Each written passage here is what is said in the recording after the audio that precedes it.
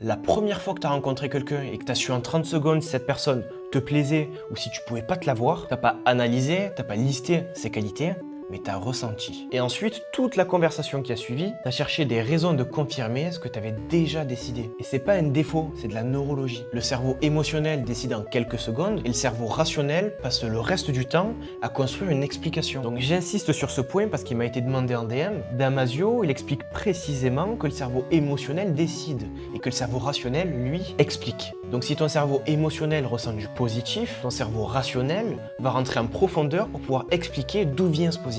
Et inversement pour le négatif. Et c'est pour ça que je mets un tel poids pour parler presque uniquement au cerveau émotionnel. Parce que c'est lui qui crée le chemin et le cerveau rationnel l'emprunte. Maintenant, transpose ça sur un appel de vente. Ton prospect, il décide pas au moment où tu annonces le prix, mais il décide dans les premières minutes sur ce qu'il ressent en ta présence. Est-ce qu'il se sent compris? Est-ce qu'il se sent jugé? Est-ce qu'il se sent en sécurité?